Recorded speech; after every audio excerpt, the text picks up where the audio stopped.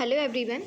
धमाकेदार सीरीज़ आपकी जो चल रही है प्रीवियस ईयर क्वेश्चंस पेपर को सॉल्व करने की, उसमें आज हम एग्रीकल्चर से रिलेटेड यूपीएससी में जो भी प्रीवियस ईयर में क्वेश्चंस पूछे गए हैं उन पे हम डिस्कस करेंगे। देखिए, जो हम एग्रीकल्चर की बात कर रहे हैं ये ऐसा टॉपिक है जिसको हम इन्वायरमेंट में भी पढ़ते हैं और इसमें ज्योग्राफी में भी देखते हैं। तो आप दोनों को एक्चुअली बात करें, ज्योग्राफी इन्वायरमेंट कुछ एक दूसरे से डिफरेंट नहीं है। बहुत सारी चीज़ें हैं जो एक दूसरे में इंटरकनेक्ट है, या जो जैसे फॉरेस्ट एरिया से रिलेटेड है, टाइप्स ऑफ फॉरेस्ट हैं, तो ये सारी चीज़ें हम ज्योग्राफी में भी पढ़ते हैं और इन्वायरमेंट भी पढ़ते हैं। एग्रीकल्चर से में भी यही है कि जो कुछ चीज़ें हैं जो हम ज्योग्राफी में पढ़ते हैं और कुछ चीज़ें इन्वायरमेंट में पढ़ते हैं। तो आज हम देखेंगे एग्रीकल्चर से रिलेटेड। और प्लीज़ केयरफुल ये याद रखना, एग्रीकल्चर से रिलेटेड हमेशा हर ईयर के क्वेश्चंस पेपर में 2-3 क्वेश्चन रहते हैं, डायरेक्टली और इनडायरेक्टली। तो आपको इसको ध्यान में रखते हुए अच्छे तरीके से क्वेश्चंस को सॉल्व करने की कोशिश करनी है और आपको प्रैक्टिस करनी है। कोई भी डाउट हो आप कमेंट बॉक्स में पूछ सकते हैं मुझसे। और अगर आप इन्वायरमेंट से रिलेटेड जो प्रीवियस ईयर के क्वेश्चंस पेपर देखना चाहते हैं तो मैंने 1995 से लेके 2019 तक क्वेश्चन सॉल्व किए हैं। उसके जो 4 वीडियोस हैं वो आपको इस साइट पे मिल जाएंगे। आप उनको प्लीज़ जाके देखिए और उनकी प्रैक्टिस करिए अगर आप पेपर देने वाले हैं तो, ठीक है। और वैसे भी आपके लिए काफ़ी बेनिफिशियल रहेगा। तो चलिए फर्स्ट क्वेश्चन देखते हैं। In the map given 4 areas are different shaded, 3 of which include cereal crops and cereal production area and 1 indicate non-cereal crops population area. As per the index given, the non-cereal crop production area इस उसने कहा है कि यहाँ पे जो map, Indian map दिया है, इसमें 4 एरियाज़ दिए हैं, जिसमें से जो 3 एरियाज़ हैं वो आपके हैं जो सीरियल क्रॉप्स प्रोडक्शन है, और एक एरिया ऐसा है जो नॉन सीरियल क्रॉप प्रोडक्शन को शो कर रहा है। आपको वही बताना है कि नॉन सीरियल क्रॉप प्रोडक्शन वाला कौन सा एरिया है। देखो, अगर आप इस क्वेश्चन को सॉल्व करना चाहते हैं तो फर्स्टली आपको ये पता होना चाहिए सीरियल क्रॉप्स और नॉन सीरियल क्रॉप्स होते क्या हैं। जो सीरियल क्रॉप्स हैं वो क्रॉप्स हैं जिनको हम खाने में इस्तेमाल करते हैं। फॉर एग्जांपल जैसे आपका है वीट, ये वीट, ठीक है। वीट आपका क्या है, एक सीरियल क्रॉप है। हम बात करें राइस, राइस आपका एक सीरियल क्रॉप है। हम बात करें जैसे बार्ले, ये भी आपका क्या है, सीरियल क्रॉप। ओट्स भी आपका क्या है, सीरियल क्रॉप्स। या हम कहें शुगर केन, ठीक है, कॉर्न, ये सारी चीज़ें आएंगी आपकी शुगर केन सीरियल क्रॉप में। नॉन सीरियल क्रॉप की बात करें तो नॉन सीरियल क्रॉप में आएगा, जैसे फॉर एग्जांपल आप बात करें जैसे आप कह सकते हैं कॉटन, ठीक है, जूट, और अगर बात करें फाइबर क्रॉप्स, ये सारी चीज़ें जो हैं वो नॉन सीरियल क्रॉप के अंदर आएंगी। अब अगर हम देखें, आपका इंडिया का मैप बना के देखें, देखिए जो इंडिया का मैप अगर आप बनाते हैं तो इसमें कुछ वो जो डिफरेंट एरियाज़ हैं जिनका प्रोडक्शन या जिनमें टाइप्स ऑफ जो क्रॉप प्रोडक्शन है वो इस बात पे डिपेंड करता है, इस बात पे डिपेंड करता है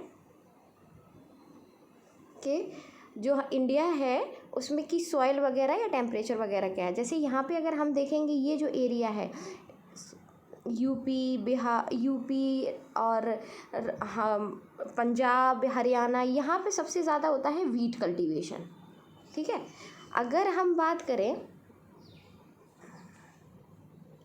इस वाले एरिया की, यहाँ पे आप देखेंगे मोस्टली होता है राइस कल्टीवेशन, और कुछ वेस्टर्न घाट में भी होता है राइस कल्टीवेशन, ठीक है। अगर हम यहाँ पे बात करें आपका महाराष्ट्र के नीचे, इधर कर्नाटका, महाराष्ट्र, इस एरिया में अगर हम देखेंगे तो यहाँ पे होता है आपका कॉटन कल्टीवेशन। क्यों, यहाँ पे है ब्लैक सॉइल। अगर हम यहाँ पे देखें गुजरात और कुछ महाराष्ट्र का पार्ट, तो यहाँ पे होते हैं फाइबर क्रॉप्स, ठीक है। तो अभी आप जो देख रहे हो, और यहाँ पे आपका शुगर केन भी काफ़ी होता है महाराष्ट्र में, और इसीलिए अगर आप यहाँ पे देख रहे हो कि जो गुजरात वाला एरिया है, यहाँ पे क्या हो रहा है, यहाँ पे सबसे ज़्यादा फाइबर क्रॉप आती है। और फाइबर क्रॉप कैसी क्रॉप है, एक नॉन सीरियल क्रॉप्स है। तो आप इस जो मैप है इसमें ऐसे एनालाइज करेंगे, ये जो एरिया है वो इंडिकेट कर रहा है वीट को, ये जो सेकेंड वाला एरिया है वो इंडिकेट कर रहा है राइस को, ठीक है। ये जो आपका थर्ड वाला एरिया है वो इंडिकेट कर रहा है शुगर केन को, और ये जो फोर्थ वाला एरिया है वो इंडिकेट कर रहा है फाइबर क्रॉप्स को। तो fibre crops is the non cereal crop, तो आंसर हो जाएगा 4, मतलब आंसर हो जाएगा डी। ओके, नेक्स्ट क्वेश्चन की तरफ मूव करते हैं। नेक्स्ट क्वेश्चन में आपका है coffee cultivation in Sri Lanka was abandoned because of the disease. जो श्रीलंका में कॉफ़ी कल्टीवेशन हो रहा था उसमें कुछ प्रॉब्लम्स आ रही थी, वो रीजंस क्या है वो आपको ये बताना है। तो आपको पता होना चाहिए उस समय जो लीफ रस्ट वगैरह की प्रॉब्लम बहुत ज़्यादा हो रही थी, जिसकी वजह से जो श्रीलंका में कॉफ़ी कल्टीवेशन में प्रॉब्लम आ रही थी। तो इसका आंसर होगा सी। ठीक है, नेक्स्ट हम देखते हैं। थर्ड क्वेश्चन है विच one of the following sets of condition is necessary for a good crop of wheat. वो पूछ रहा है कि वीट के कल्टीवेशन के लिए या वीट के लिए जो सुटेबल कंडीशंस हैं वो क्या क्या हैं, आपको ये बताना है। ठीक है, तो एक्चुअली आपको मैंने अभी बताया है कि जो वीट है वो कहाँ पे मोस्टली इसका कल्टीवेशन होता है। अगर आप इंडियन मैप में देखेंगे तो ये जो एरिया है पंजाब, हरियाणा, उत्तर प्रदेश वाला यहाँ पे, और यहाँ पे जो टेम्परेचर वगैरह है वो कैसा है। अगर आपको नहीं भी, मतलब आपको केवल अगर इतना ही पता होता है कि जो वीट वगैरह है वो कहाँ पे उगाई जाती है, तो उसके बेस पे आप ये अनुमान लगा सकते हैं, ये आप थोड़ा थिंक कर सकते हैं कि वहाँ पे जो उनकी कंडीशन या एटमॉस्फेरिक कंडीशन होगी वो कैसी होगी। तो वहाँ पे हम पहले देखते हैं मॉडरेट टेम्परेचर होता है, मॉडरेट रेनफॉल वगैरह होती है। ठीक है, मतलब अगर हम बात करें तो जो टेम्परेचर की जो रेंज वगैरह रहती है वो टेम्परेचर लगभग आप समझ लो जैसे 20 डिग्री सेल्सियस, और जो आपकी रेनफॉल है वो मान लीजिए आप 50 to 100 सेंटीमीटर के अप्रॉक्स होती है। और ये आपके मॉडरेट टेम्परेचर, मॉडरेट रेनफॉल की एक लिमिट हम कह सकते हैं, एक बाउंड्री लाइन है, या इसको मतलब बोला जाता है कि इस टेम्परेचर के आसपास कहीं का टेम्परेचर है और रेनफॉल अगर 50 to 100 सेंटीमीटर है तो ये मॉडरेट टेम्परेचर और मॉडरेट रेनफॉल कहा जाता है। तो इसका आंसर क्या हो जाएगा, A, moderate temperature and moderate rainfall. Next आपका क्वेश्चन आपके सामने आता है 4, which one of the following is a important crop of the Barak valley. ठीक है, पहले आपको ये पता होना चाहिए कि ये बराक वैली है कहाँ। बराक वैली है आपकी आसाम में।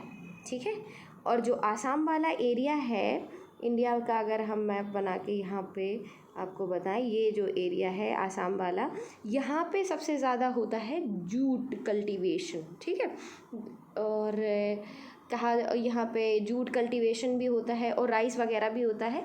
तो इस तरीके से हम कह सकते हैं कि राइस है नहीं, टी नहीं होगा, कोकोनट, शुगर केन नहीं, तो आंसर हो जाएगा ए, जूट कल्टीवेशन।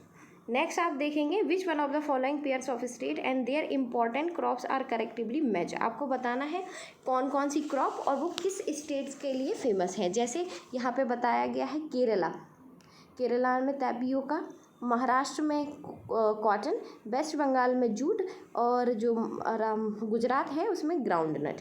तो आप कुछ चीज़ें आप याद कर लीजिए। 8-10 ऐसी स्टेट्स हैं जिनकी जो हम कह सकते हैं मेन जो क्रॉप्स हैं वो काफ़ी फेमस है या काफ़ी इम्पॉर्टेंट। तो आपको ये पता होना काफ़ी ज़रूरी है या काफ़ी इम्पॉर्टेंट भी है।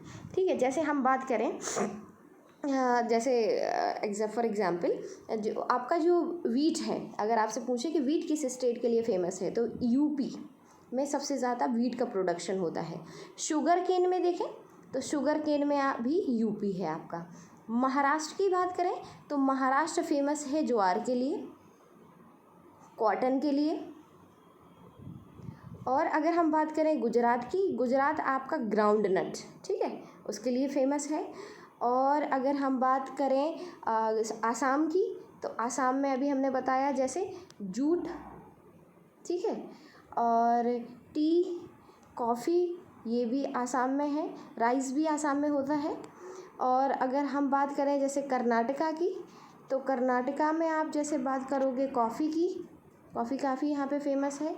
नेक्स्ट आप देखोगे वेस्ट बंगाल में, बंगाल में, आसाम में ये जूट की बात होती है। बंगाल में जूट भी होता है, और वेस्ट बंगाल में आप कहोगे कि जो पाइनएप्पल वगैरह है वो भी फेमस है। वेस्ट बंगाल में पाइनएप्पल भी फेमस है अगर हम फ्रूट की बात करें।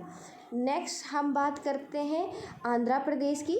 आंध्र प्रदेश में आपका टोबैको काफ़ी इम्पोर्टेंट है, टोबैको का कल्टीवेशन आंध्र प्रदेश में होता है। नेक्स्ट है आपका तमिलनाडु में है बनाना, ठीक है। नेक्स्ट है आपका महाराष्ट्र। महाराष्ट्र आपका फेमस है कॉटन के लिए, अभी बताया था, और ओनियन के लिए भी महाराष्ट्र। केरला की बात करें, केरला फेमस है ब्लैक पेपर के लिए, काली मिर्ची जिसको हम कहते हैं, केरला ब्लैक पेपर के लिए फेमस है। कॉटन की बात करें तो जो साउथ वाला आपका डेक्कन एरिया है वहाँ पे जैसे आंध्र प्रदेश, महाराष्ट्र, यहाँ से भी कॉटन है। केरला रबर के लिए भी फेमस माना जाता है। ठीक है, तो यहाँ पे हम जो ऑप्शन है उनको, जैसे यहाँ पे बात हो रही है केरला, आपको पता है जो केरला है वो ब्लैक पेपर के लिए फेमस है, तो पहला जो केरला जो ऑप्शन दिया है फर्स्ट तो गलत है, और फर्स्ट ऑप्शन आप जैसे ही काटेंगे तो ए ऑप्शन कट जाएगा, बी ऑप्शन कटेगा, सी कटेगा, आंसर आ जाएगा डी, और डी बिल्कुल सही है। महाराष्ट्र आपका कॉटन के लिए फेमस है, वेस्ट बंगाल जूट के लिए, गुजरात कोकोनट के लिए। चलिए नेक्स्ट क्वेश्चन देखते हैं। 6 विच one of the following area of India produce largest amount of cotton. आपको बताना है इंडिया का कौन सा ऐसा एरिया है जो सबसे ज़्यादा कॉटन का कल्टीवेशन करता है। ठीक है, पहला ऑप्शन वो आपको बता रहा है north west India and Gangetic West Bengal, second है north west and western India, third है आपका western and southern India, six है आपका प्लेन्स ऑफ नॉर्दर्न इंडिया। ठीक, तो आपको ये बताना है। मैंने अभी आपको बताया था जो कॉटन वगैरह है वो कहाँ पे है, जैसे इंडिया का आप रफली अगर मैप बनाओगे तो आप होगे, और तो ये जो आपका साउथ वाला एरिया आता है और वेस्ट में ये महाराष्ट्र वगैरह, साउथ में कर्नाटका का कुछ ऊपर, ये जो एरिया है वो आपका आता है कॉटन कल्टीवेशन में, क्योंकि यहाँ पे ब्लैक सॉइल है। तो इस तरीके से इसका जो आंसर हो जाएगा वो क्या होगा, western and southern India. Next हम मूव करते हैं क्वेश्चन नंबर 7 की ओर। इसमें लिखा है विच one of the following is cultivated by the transplanting seedling. ठीक है, ऐसा कौन सा क्रॉप है जिसको ट्रांसप्लांटिंग सीडलिंग के थ्रू हम उगाते हैं या उसका प्रोडक्शन करते हैं। ठीक है, तो इसका क्वेश्चन होगा ओनियन। जो ओनियन है उसमें क्या किया जाता है, ट्रांसप्लांटिंग की जाती है, सीडिंग की। नेक्स्ट क्वेश्चन आपके सामने है 8th। इसमें आपको बताना है कि कौन सी क्रॉप है और उस क्रॉप के लिए किस प्रकार की कंडीशंस चाहिए प्रोडक्शन के लिए। ठीक है, तो अगर हम बात करें टी सबसे आसान, आप आराम से आप समझ सकते हैं। या राइस को देखें, राइस के लिए आपको क्या चाहिए, राइस की अगर हम बात करेंगे तो राइस में आप कहते हैं कि भाई राइस के लिए वाटर वगैरह की ज़्यादा ज़रूरत है, पानी अच्छी खासी अमाउंट में चाहिए होगा। ठीक है, और जो क्लाइमेट है वो थोड़ा हॉट होना चाहिए, गर्म क्लाइमेट होना चाहिए। ठीक है, और रिच की क्वालिटी वगैरह भी अच्छी होनी चाहिए। तो अब यहाँ पे देखो राइस में लिखा है cool climate with poor soil, तो ये तो नहीं हो सकता। हॉट एंड ड्राई, हॉट तो है लेकिन dry climate with poor soil नहीं, ये भी नहीं होगा। मिलेट में warm and mist climate with high attitude की कोई ऐसी ज़रूरत ना मिलेगी, नहीं। Hot and mist climate with rice with rich soil, yes. तो हम कहेंगे कि जो राइस है उसके लिए 4 सही होना चाहिए। और अगर आपको इतना समझ में आ जाएगा तो आप 2 ऑप्शन तुरंत एलिमिनेट करेंगे, बी, सी और डी। अब आपके सामने या तो ए ऑप्शन सही होगा या बी ऑप्शन सही होगा। अब आप देखो टी, जो चाय है उसके लिए कौन सी फेवरेबल कंडीशंस की हमको ज़रूरत होती है। अगर हम चाय की बात करें तो उसमें टी के लिए क्या होता है कि हमको थोड़ा सा वार्म चाहिए, और जो क्लाइमेट है मतलब जो चाय और कॉफ़ी वगैरह के जो ट्रीज़ है ना वो हाई एल्टीट्यूड पे, मतलब ऊंचाई पे उनका प्रोडक्शन होता है। ठीक है, तो ये जो टी का देखेंगे तो वो आ जाएगा 3। और अगर आप टी वाला अगर आपको इतना समझ में आ गया तो डी को आप जैसे ही 3 से मिलाएंगे, ए को आप बी को आप जैसे ही 4 से मिलाएंगे तो आपका आंसर सामने आ जाएगा ए। ठीक है, नेक्स्ट क्वेश्चन है consider the following, consider the map given below. जो मैप दिया है आपको उसमें बताना है 1 2 3 4। अब उसमें आपको क्वेश्चन बताना है the place marked ABCD in the map are the respectively known for the cultivation. जो ABCD जो 4 उन्होंने एरियाज़ दिए हैं वो कौन कौन से एरियाज़ के लिए जाने जाते हैं, आपको वो बताना है। ठीक है, अब अगर हम बात करें ए, जो कौन सा एरिया दिखा रहा है, गुजरात। जो बी है आपका जो महाराष्ट्र वाला एरिया है, जो डी आपका है आंध्र प्रदेश, और सी आपका है आप मान लीजिए उड़ीसा साइड में। ठीक है, ये आपको एरियाज। अब आप क्रॉप कौन कौन सी बता रहे हैं, जैसे ग्राउंड नट, रागी, टोबैको, शुगर कैन। अच्छा, ग्राउंड नट, शुगर कैन, रागी, टोबैको, मतलब 4 है। तो आपको ये पता है कि जो ग्राउंड नट है तो ये ग्राउंड नट कहाँ की क्रॉप है, गुजरात की, अभी मैंने पिछली क्वेश्चंस में बताया था। और जो शुगर केन है, वो जो शुगर केन है वो आपकी कहाँ की क्रॉप है? यस यस, बताइए बताइए, माइंड में लाइए। यस, जो आपकी शुगर केन है वो आपकी है महाराष्ट्र की, ठीक है। तो आप शुगर केन डालोगे महाराष्ट्र में। जो आपकी रागी वगैरह है ये आपकी होती है उड़ीसा साइड में, ठीक है। और जो टोबैको वगैरह है, टोबैको है आपका आंध्र प्रदेश में, मैंने अभी बताया था। तो इस तरीके से अगर आप देखोगे तो ए गुजरात में होना चाहिए ग्राउंड नट, तो आंसर आपका पहले सी और डी आप काटेंगे। फिर महाराष्ट्र बी है और उसमें होना चाहिए शुगर कैन, तो आंसर आ जाएगा बी, ठीक है। तो इस तरीके से आपको थोड़ा सा आपकी जो भी नॉलेज है उसको आप अप्लाई करके देखोगे, तभी आप इस प्रकार के क्वेश्चंस को बना पाओगे। आप बिल्कुल ऐसे रट नहीं सकते कि हाँ आपको पता होना चाहिए इस स्टेट में यही होता है।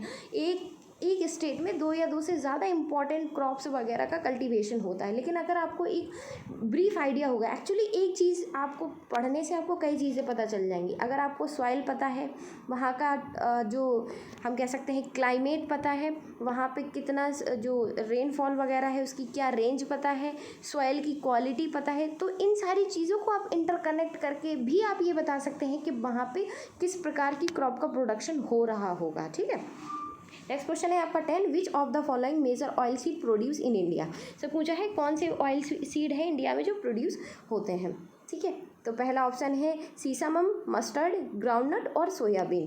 तो अगर हम बात करें विच one of the following is the correct sequence of descending order of quantity of their production, तो सबसे ज़्यादा कौन सा जो प्रोडक्शन है वो किया जाता है, आपको ये बताना है। एक्चुअली ये आपको याद रखना, जो सेसामम है जो इंडिया में सबसे कम प्रोड्यूस होता है, इसका मतलब वन की क्वालिटी सबसे कम होनी चाहिए। तो ऑप्शन देखते हैं, ए आप काट देंगे, ठीक है। नेक्स्ट आपके सामने आता है कि देखेंगे आप सबसे ज़्यादा कौन सा प्रोडक्शन होता है, तो ग्राउंड नट है वो सबसे ज़्यादा प्रोड्यूस होता है, मूंगफली गुजरात में, तो ए ऑप्शन सही होना चाहिए।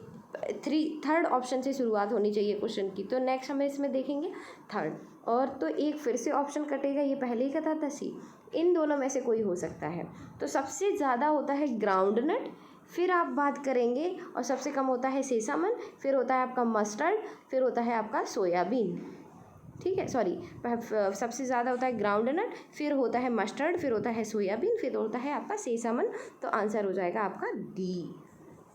नेक्स्ट क्वेश्चन है, match list 1 with list 2 and select the correct answer using the code given below the list. Agriculture production और वो किस में होता है, आप अभी तक देख चुके हैं। हम 1995 से लेके 1998 तक कम से कम 4 से 5 क्वेश्चन है जो इसी पे कर रहे हैं कि कौन सा स्टेट है और उसमें कौन सी क्रॉप का प्रोडक्शन हो रहा है, ठीक है। तो अभी आप यहाँ पे देखिए, जो 11th क्वेश्चन है उसमें क्या बताया गया है। जैसे अगर हम बात करें कॉटन की, ठीक है, तो कॉटन कहाँ पे प्रोड्यूस होता है आपको ये देखना है, ठीक है। सबसे पहले आपको यही देखना है कि कॉटन कहाँ होता है, फिर ग्राम, फिर ब्लैक पेपर और पाइनएप्पल। मैं ब्लैक पेपर के बारे में बता चुकी हूँ कि ब्लैक पेपर कहाँ पे है। ब्लैक पेपर कहाँ है, केरला में। तो बी को सी को मिलाओ 4 से, अब सी को देखो 4 कहाँ पे है, सी 4 है ए और सी में, तो आंसर कटा बी, आंसर कटा डी, ठीक है। पाइनएप्पल भी मैंने बताया है, पाइनएप्पल है वेस्ट बंगाल में, तो इसको भी आप ऐड कर दीजिए, तो इन दोनों में है, ठीक है। नेक्स्ट है आपके सामने कॉटन, कि मध्य प्रदेश में है या गुजरात में। तो आप देखिए जो कॉटन वाला जो एरिया है वो साउथ में और वेस्टर्न एरियाज़ में है, जिसमें कुछ थोड़ा सा साउथ पार्ट आता है गुजरात का, और फिर महाराष्ट्र, कर्नाटका, ये आंध्र प्रदेश, ये एरिया आता है जहाँ पे कॉटन का कल्टीवेशन किया जाता है, ठीक है। तो इस तरीके से हम कहेंगे कि ए का हो जाएगा आपका 2, और ए का जैसी 2 होगा तो आंसर आ जाएगा ए। नेक्स्ट है आपका कॉटन, फ्लैक्ससीड, इन सभी में आपको बताना है कि कौन सा एग्रीकल्चर प्रोडक्शन है, कौन सा हम कह सकते हैं प्रोडक्शन है, या कौन सा ऐसी सीरियल है, और उसके लिए किस प्रकार की जो सिचुएशन है या इन्वायरमेंटल कंडीशन या किस प्रकार के क्लाइमेट की ज़रूरत है। मैं अभी पहले भी आपसे कुछ क्वेश्चन में डिस्कस कर चुकी थी कि जो कॉटन है उसको किस प्रकार का क्लाइमेट की ज़रूरत है, ठीक है। तो क्लाइमेट जो भी है, या हम बात करें कॉटन की, तो कॉटन को कैसा क्लाइमेट चाहिए, 1 मिनट, कॉटन है उसको, जो कॉटन है उसके लिए ज़रूरी होती है कि जो रेनफॉल वगैरह हो वो 20 से अब अभी होने चाहिए, ठीक है, 20, 21, 25, 26 इस तरीके से होनी चाहिए। तो इसमें हम देखेंगे पहले टेम्परेचर रेंज, तो इन सभी में कम है, 25 ये है, इसका मतलब ए का आंसर होना चाहिए बी। और अगर आपको केवल इतना पता होता कि कॉटन के लिए टेम्परेचर ठीक ठाक चाहिए, तब भी आप इसका आंसर केवल एक में ही है, कॉटन 2, और आप आंसर लगा देते बी। मतलब आप ये सोचिए कि केवल अगर देखिए इस क्वेश्चन को देखकर आपको ये लगेगा कि यार इसके लिए तो आपको सारे बिल्कुल ही पता होने चाहिए कि किस हम सीरियल्स की या किस क्रॉप के लिए कौन सी कंडीशन सुटेबल है, लेकिन ऐसा नहीं है। आपको अगर जो मोस्ट कॉमन सीरियल है या मोस्ट कॉमन जो एग्रीकल्चर से रिलेटेड प्रोडक्शन है या प्रोडक्ट्स हैं, अगर आप उनके बारे में ही पता है तो आप एलिमिनेशन मेथड का इस्तेमाल करके क्वेश्चन के आंसर तक पहुंच सकते हैं, ठीक है। नेक्स्ट क्वेश्चन है आपका 13, विच one of the following agriculture practice is को फ्रेंडली, मतलब सही है, अच्छी से है, तो सबसे अच्छा होता है ऑर्गेनिक फार्मिंग, क्योंकि उसमें किसी भी फर्टिलाइज़र वगैरह का इस्तेमाल नहीं किया जाता है, सारी चीज़ें नेचुरली यूज़ की जाती हैं। 14 में हम देखेंगे insect resistant transgenic cotton has been produced by inserting BT gene, जो कहा जा रहा है कि जो बीटी जीन वगैरह है वो किस तरीके से इंसर्ट किया गया है ट्रांसजेनिक जो कॉटन का प्रोडक्शन करने के लिए, ठीक है, बीटी जिसको आपका बीटी कॉटन कहते हैं। फिर है BT gene is drive from A bacterium, बिल्कुल सही बात है, तो आप आंसर इसका लगाएंगे ए। जो आपका असर्शन है वो सही है और रीजंस भी उसका बिल्कुल सही दिया गया है। नेक्स्ट क्वेश्चन है आपके सामने 15, in Australia cattle rearing is done more for meat than for milk, जो ऑस्ट्रेलिया है वहाँ में जो एनिमल्स की रेयरिंग की जाती है वो कह रहे हैं कि वो मीट के लिए ज़्यादा की जाती है अदर देन मिल्क के लिए। Yes, this is right answer. And second is Australian are traditionally non vegetarian, तो ऐसा नहीं है, ये आपका रॉन्ग स्टेटमेंट है। तो इसमें अगर हम देखेंगे तो A is right answer and B is not explain 1, तो बी हो जाएगा आपका इसका आंसर, ए राइट है एंड आर जो है वो ट्रू तो है, ऐसा तो है, लेकिन ऐसा नहीं कि वो नॉन वेजिटेरियन है। सॉरी, मैंने इसको थोड़ा सा आपको बताया, जो बी ऑप्शन है वो भी सही है कि जो ऑस्ट्रेलिया में जो लोग हैं वो नॉन वेजिटेरियन ही है, लेकिन इसका मतलब ये नहीं है कि इसीलिए वो उनका जो कैटल का जो रेयरिंग है वो इसलिए कर रहे होंगे, ये उसका प्रॉपर रीज़न नहीं है। तो इस तरीके से हम कहेंगे इसका आंसर होगा बी, कि ए एंड आर मतलब assertion and reason both are right, पर आर जो reason is not correct explain assertion. Next है आपका 16, a high density of population in Nile valley and Indus of inlands of Java is primarily due to, वो पूछ रहा है जो Nile valley है, नाइल रिवर वगैरह आपको अफ्रीका में देखने को मिलेगी, तो वहाँ पे सबसे ज़्यादा पॉपुलेशन की डेंसिटी क्यों ज़्यादा है। तो ये बहुत ही सिंपल सा क्वेश्चन है कि अगर कहीं पे भी लोग ज़्यादा रह रहे हैं तो इसलिए ज़्यादा रह रहे होंगे क्योंकि उनके लिए जो सुटेबल कंडीशन चाहिए जीने के लिए। फॉर एग्ज़ाम्पल अगर उनको एग्रीकल्चर करना है तो फर्टाइल सॉइल मिलनी चाहिए, वाटर की अवेलेबिलिटी सही होनी चाहिए, ठीक है, क्लाइमेट ठीक ठाक होना चाहिए, बस यही चाहिए लोगों को। तो जो हम मेन बात क्या होगी, जो एग्रीकल्चर है वो अच्छा होगा क्योंकि वो उससे आसानी से अपना खाना पीना कर सकते हैं।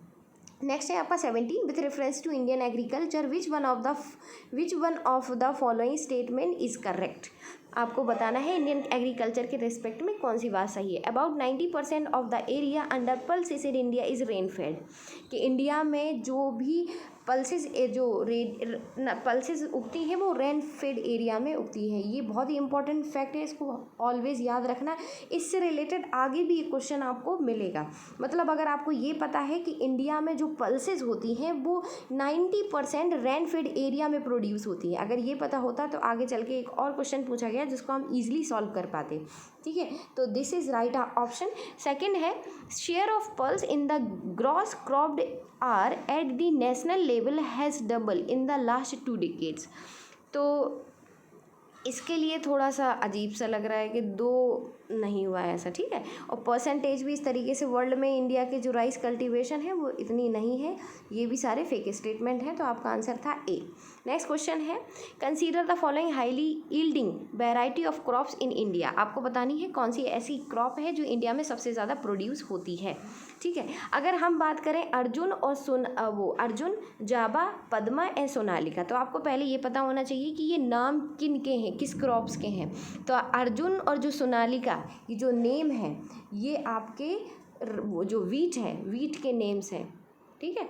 अगर आपको इतना पता होता है, जिनको इंडियन काउंसिल ऑफ जो एग्रीकल्चर रिसर्च इंस्टीट्यूट है उसके द्वारा इनको प्रोड्यूस किया गया था, इसीलिए इसका आंसर था सी। ये जो वीट की वैरायटी है उसको प्रोड्यूस करने की एक बहुत ही अच्छे टाइप की वैरायटी को बनाया गया था, जिनका नाम रखा था Arjun and Sonalika. Next question है 19 असर्शन है आपका, eastern coast of India produce more rice than western coast. कि ईस्टर्न कोस्ट में जो है ज़्यादा राइस कल्टीवेशन होता है कंपैरिजन टू वेस्टर्न कोस्ट। बिल्कुल सही है, मैंने आपको अभी थोड़ी देर पहले ही बताया था कि इंडिया का अगर आप इस तरीके से मैप बनाएंगे तो ये जो एरिया है यहाँ पे राइस का कल्टीवेशन ज़्यादा होता है, जैसे असम वगैरह, वेस्ट बंगाल में, ठीक है, आंध्र प्रदेश में यहाँ पे। और सेकंड ऐसा रीज़न बताया है, eastern coast receive more rainfall than western coast. ये आपका रॉन्ग स्टेटमेंट है। जो वेस्टर्न घाट है वो ज़्यादा, या वेस्टर्न कोस्ट है वो ज़्यादा रेनफॉल को एक्सेस करती है comparison to western eastern coast. तो इसका आंसर हो जाएगा ए, तो आपका ट्रू है, पर जो रीज़न है आर आपका फॉल्स है।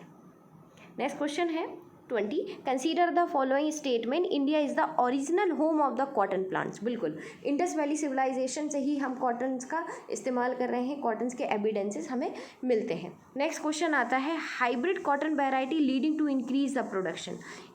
India is the first country in the world to develop hybrid cotton variety leading to increase production. बिल्कुल, जो अभी बीटी कॉटन बनाया गया है इसके द्वारा जो कॉटन हाइब्रिड जो वैरायटी थी H4 जिसका नाम था, और राज 16, इनका इस्तेमाल करके हमने जो कॉटन की जो कल्टीवेशन है उसको बहुत ज़्यादा इंक्रीज़ किया हुआ था। तो इंडिया पहली ऐसी कंट्री थी जिसने पहली बार हाइब्रिड कॉटन की वैरायटी को बनाया था और उसका प्रोडक्शन इंक्रीज़ किया था। तो इसका आंसर होगा C, 1 and 2 both are right.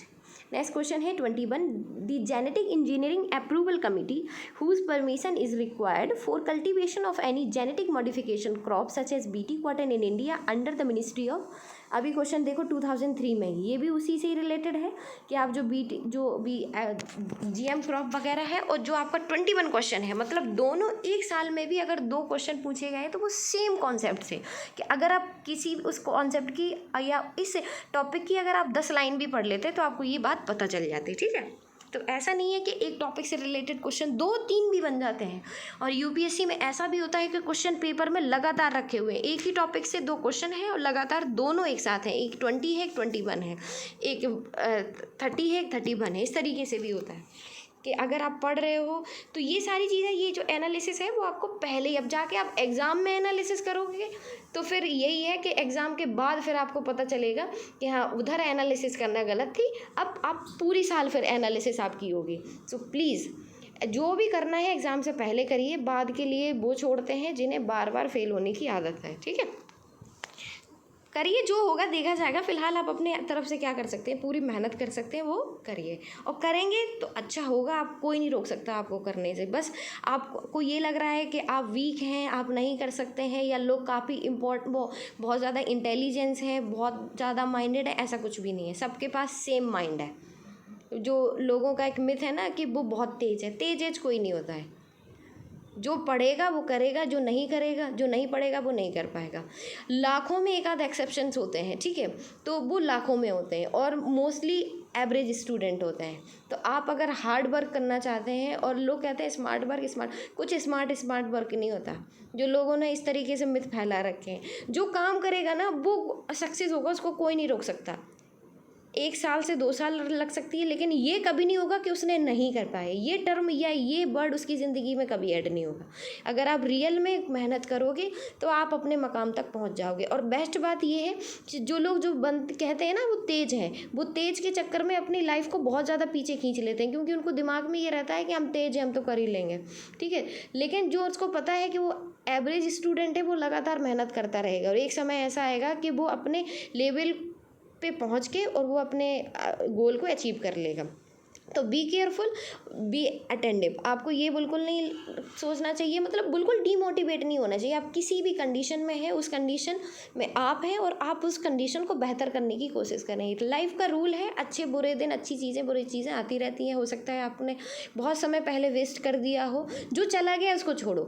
आज क्या है उसको बेहतर करने की, आज अच्छा करो जिससे कि कल बेहतर हो जाए। बस मैं ये कहना चाहती हूँ। सो 21 क्वेश्चन में क्या है, जेनेटिक इंजीनियरिंग अप्रूवल कमेटी है, उसकी परमिशन, ये इसके बिना परमिशन के किसी भी जेनेटिक या जीएम क्रॉप को मार्केट में नहीं उतारा जा सकता है। तो आपको यही बताना है GEAC ये किस मिनिस्ट्री के अंतर्गत आती है। तो आपको ये पता होना चाहिए, जो आपका GEAC है ये आपका मिनिस्ट्री ऑफ एग्रीकल्चर के अंडर आता है, क्योंकि एग्रीकल्चर प्रोडक्ट को ही ये अप्रूवल वगैरह देता है। नेक्स्ट है आपका, consider the following statement, India's rank first in the world in fruit production, second India's rank second in the export of tobacco. तो दोनों ही आपके रॉन्ग स्टेटमेंट है। अगर इंडिया की बात करें तो अभी की अगर सिनेरियो की बात करें तो पूरे वर्ल्ड में फूड का सबसे ज़्यादा प्रोडक्शन कहाँ पे होता है, चाइना में, एंड इंडिया है आपकी सेकेंड नंबर पे। और अगर हम बात करें कि टोबैको के एक्सपोर्ट से लेके, तो इंडिया टोबैको के एक्सपोर्ट में 7th नंबर पे है, 7th रैंक है, not a second. So answer हो जाएगा आपका डी, नाइदर 1 और नाइदर 2, नॉट 2। नेक्स्ट क्वेश्चन है 23, consider the following crops, cotton, groundnut, maize and mustard, which of the above are kharif crop. और आपको ये भी एक ये कॉन्सेप्ट आपको पता होना चाहिए, कौन कौन सी ऐसी क्रॉप्स हैं जो राबी हैं, कौन सी खरीफ है और कौन सी जैद है। ठीक है, तो आप ये याद थोड़ा सा देख लेना, आपके लिए काफ़ी ज़रूरी भी है कि पता चले कि इस सब चीज़ों से आपका एग्ज़ाम रुक रहा है। तो दिस इज़ नॉट गुड कि जो आपकी जो राबी क्रॉप्स या जो खरीफ क्रॉप है उसमें कौन कौन से आते हैं, जैसे कॉटन, ठीक है, या हम बात करें ग्राउंड नट, या हम बात करें मेज़ और राइस, ये सभी आते हैं वो आपकी खरीफ क्रॉप में। और जो आपकी राबी क्रॉप है, राबी क्रॉप में आप देखोगे जैसे वीट, मस्टर्ड, ये सभी आते हैं आपके राबी क्रॉप्स में। तो इसमें पूछा है खरीफ क्रॉप के बारे में। तो सबसे पहले देखेंगे कॉटन, कॉटन आपका आता है राबी में, ग्राउंड नट भी आएगा आपका राबी में और मेज़ भी आएगा, लेकिन मस्टर्ड क्या है, खरीफ क्रॉप है। तो फोर्थ को आप निकाल दोगे आंसर, जैसी फोर्थ यहाँ पे काटोगे आंसर आ जाएगा A, 1, 2 एंड 3। नेक्स्ट क्वेश्चन है 24, consider the following statement, India is the only country in the world producing all the 5 non commercial variety of silk. First option, India is the largest producer of sugar in the world. इसमें पूछ रहा है कि India जो silk की 5 varieties हैं India के द्वारा सभी प्रोड्यूस की जाती हैं, एंड सेकंड सबसे ज़्यादा जो शुगर कैन का प्रोडक्शन है क्या वो इंडिया में होता है, नो। तो आप ये देख लेना कि जो 5 वेराइटीज़ हैं सिल्क की ये बिल्कुल सही है। कॉटन, सिल्क वगैरह इन सभी में इंडिया काफ़ी रिच रहा है एंशियंट टाइम से ही, कि जब इंडस वैली सिविलाइजेशन थी वहाँ से लेकर हम मॉडर्न हिस्ट्री तक भी पढ़ेंगे तो हमें ये बहुत बड़ा एक फैक्ट मिलेगा कि इंडिया में जो फॉरेनर्स का इन्वेजन था या फॉरेनर्स यहाँ पे आते थे लूट पाट मचाते थे, वो कुछ ये भी रीज़न था कि हमारी ज्योग्राफी ऐसी थी कि यहाँ पे जो क्रॉप वगैरह का कल्टीवेशन बहुत अच्छा होता था, बहुत अच्छी क्वालिटी की कॉटन, जूट वगैरह, यहाँ पे बहुत ही अच्छी क्वालिटी की सिल्क का प्रोडक्शन होता था इंडिया में, जिसकी मांग जो यूरोप में है या वेस्टर्न कंट्रीज़ में बहुत ज़्यादा थी। सेकंड बात करें, इंडिया आपका शुगर केन में सबसे फास्ट नहीं है, शुगर केन में सबसे ज़्यादा है ब्राज़ील, ठीक है। तो ये आप याद रखना, शुगर केन में सबसे ज़्यादा है आपका ब्राज़ील, नॉट इंडिया। तो आंसर इसका हो जाएगा ओनली 1। नेक्स्ट क्वेश्चन है आपका 25, which one of the following statement is are correct. The first meeting of parties move to the Cartagena protocol in biosafety was held in Philippines in 4। In second option है, India is not a signatory of the biosafety protocol convention on biodiversity. ये तो बिल्कुल गलत है, India actually इसका part है या इसका सिग्नेटरी है। नेक्स्ट आपका है bio safety protocol deal with genetically modify organism. Yes, जो बायो सेफ्टी प्रोटोकॉल्स हैं वो जीएम क्रॉप या जीएम जो ऑर्गेनिजम्स हैं उनको ट्रीट करता है या उनसे रिलेटेड है। ये तो थर्ड तो सही है। फोर्थ है USA is a member of the bio safety convention of biodiversity. तो ये आपको याद रखना है कि जो आपका यूएसए है वो अभी तक इसका पार्ट या 9 जो कह सकते हैं 2005 तक इसका पार्ट नहीं था। तो ये भी आपका रॉन्ग स्टेटमेंट है। तो आंसर आपका हो जाएगा द सी। फर्स्ट जो मूव है ये भी आपका गलत आंसर है। ठीक है, नेक्स्ट क्वेश्चन है 26। The percentage of net sown area in total area of the Andhra Pradesh is less as a compare to the western Bengal. ये बात आप अगर कहेंगे तो बिल्कुल भी सही है कि जो आंध्र प्रदेश है उसमें जो नेस्ट सोन एरिया है वो वेस्ट बंगाल से ज़्यादा है। सेकेंड है soil of Andhra Pradesh is laterite, कि जो आंध्र प्रदेश है उसकी जो सॉइल वगैरह है वो कैसी है, लिटराइट्स है। तो अगर हम बात करें लिटराइट सॉइल की तो आप कहेंगे जो लिटराइट सॉइल है वो ऐसी सॉइल होती है जिसमें टेम्परेचर और रेनफॉल जो दोनों ही हाई होते हैं। और ये कहा जाता है कि जो लिटराइट सॉइल्स होती है वो ड्राई और वेट अल्टरनेटिवली ड्राई और वेट पीरियड में होती है। और इसके लिए जो लिटराइट सॉइल है वहाँ पे राइस, रागी, शुगर केन ये सभी प्रोड्यूस आराम से हो सकते हैं। जबकि अगर हम बात करें आंध्र प्रदेश में तो आंध्र प्रदेश में ऐसी सॉइल नहीं है। तो आंसर आपका जो आर है, आर आपका गलत रीज़न है। तो इसका आंसर हो जाएगा सी के ये जो ए है फर्स्ट जो असर्शन इज़ राइट और reason is wrong. Next question है आपका 27। विच one of the following is the correct sequence in the decreasing order of production. Production का डिक्रीजिंग ऑर्डर बताना है, सबसे ज़्यादा प्रोडक्शन किस चीज़ में होता है आपको वो बताना है। अगर हम बात करें सबसे ज़्यादा होता है राइस प्रोड्यूस, फिर बीस जो वीट है, फिर आपकी सीरियल वगैरह और फिर पल्सेस। क्योंकि सबसे ज़्यादा हम राइस वगैरह का प्रोडक्शन करते हैं वेस्ट बंगाल जितना भी है, महाराष्ट्र में, आसाम में, ये ईस्टर्न कोस्ट, मिडिल जो सेंट्रल इंडिया है सब जगह पे आप देखोगे राइस का कल्टीवेशन होता है। वीट में अगर आप देखोगे तो सेंट्रल इंडिया में जैसे यूपी में, पंजाब में, हरियाणा में और साउथ में, महाराष्ट्र वगैरह, तमिलनाडु में भी यहाँ पे ठीक ठाक अमाउंट में होता है। कोरल सीरियल्स वगैरह में जैसे मध्य प्रदेश की बात करें, पल्सेस में भी मध्य प्रदेश काफ़ी आगे है। तो इसका आंसर होगा डी। नेक्स्ट क्वेश्चन 28 की तरफ मूव करते हैं। देयर असर्शन में है there are no tea plantation in any African countries. अब देखो ये तो काफ़ी मतलब बेग स्टेटमेंट कि किसी भी कंट्री में होता ही नहीं है, तो इसको काट दो। रीज़न है tree plants need fertile soil with high humus. ये बात आपकी बिल्कुल सही है। तो आप इसमें देखेंगे इसके ऑप्शंस में कि जो ए है वो आपका फॉल्स है और जो आर असर्शन है वो बिल्कुल सही है। तो both are true, both are तो नहीं है। तो इस तरीके से ये option A true, R false, no. और डी में है A false, R true, yes, this is right answer.